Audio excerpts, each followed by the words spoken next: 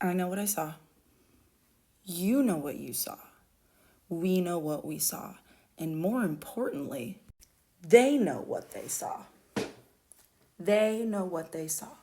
All over America and the world, they all understand what they saw. So if you are on this platform commenting Roman salute, I'm going to talk to you for like 1 minute, and then I'm going to turn my attention to the folks that are not pretending they don't have any sense. I need you to understand that what you are saying when you make that comment is one of two, if not both things. First of all, you are saying that your candidate of choice and his cronies are so ill-informed about one of the most recognizable gestures in humanity while being responsible for the well-being of not just the American people, but our reputation globally, that he made an uh-oh on one of the biggest stages, one of the biggest events in America. So you're saying you think your candidate is dumb and the folks that he has elected to support his new vision for this country are dumb, or you're saying that you are dumb. Because if you believe that an entire team of people very well studied and well paid allowed this man to get on stage and do that, that he as an individual man did not understand what that action would potentially be conflated with, you are a lost cause. I need you to sit with that for a second. Moving on. For the folks that are not pretending they don't have a lick of sense, we need to have a chat. The myth of this app, the myth of poverty, the myth of infighting has told us that if you want to go far, you have to go alone. That route will be paved in views, in the rewards and trappings of pat on the back activism, of people thinking that you are great and cool, of social activism and clout and speaking opportunities. That the distance you will go and the way that it is measured is by how many people are either alienated by you and how smart the people are that agree with you. The fact of the matter is, if we want to go far, we need to go together.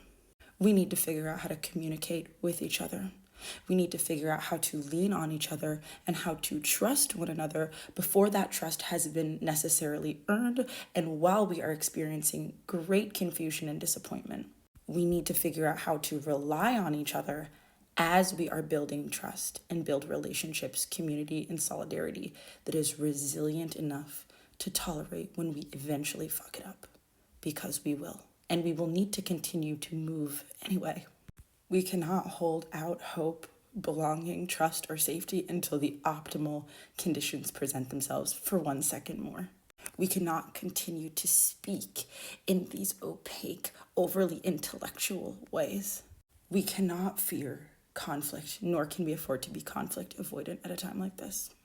Any place that two things meet creates friction. Friction is an occupational hazard of relationship. And in the same ways that it is uncomfortable, that it is terrifying, that it is agitating and triggering, it is also one of the most beautiful moments possible where we realize two things are distinct from one another, but can still be aligned in value, mission, purpose. Things are allowed to be different and move together and coordinate and collaborate. So if you're looking for ways to say, I know what I fucking saw, I will be putting content out over the next month specifically addressing conflict and distress tolerance. I will be tagging creators and thinkers and people who organize virtually and in person to help us create a nervous system collectively that can carry us through to do the work that we need to do into a future that is remotely livable. Because right now I am afraid for myself and I'm afraid for the people that I love and I'm afraid for my comrades. Right now, for free, no sign up needed, I've got about 20 plus journaling exercises plus a process around how to do belief system deconstruction around our relationships to conflict, where it comes from, our familial relationships, where we avoid it, and how to engage in good faith. I'll be rolling out everything from best practices to why our culture and our society hates, stigmatizes, and frankly punishes conflict to the degree that it does, and talking through conflict in the brain and why it feels like that. I have such a strong and fundamental belief that we can collectively do this. And the reason that I feel that is because it has been done in so many ways, it's in so many different iterations, at so many scales before. We have survived and gotten to this point as a species despite individualism, despite this fatalistic idea that we are not designed to belong together.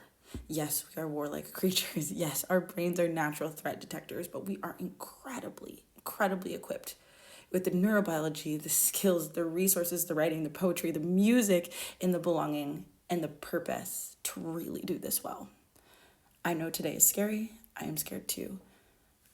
If you are finding a place here to rest, look for ways in your life that you can say that you know what you saw, because there's a myriad of ways to do it, and it all kind of begins and ends with each other.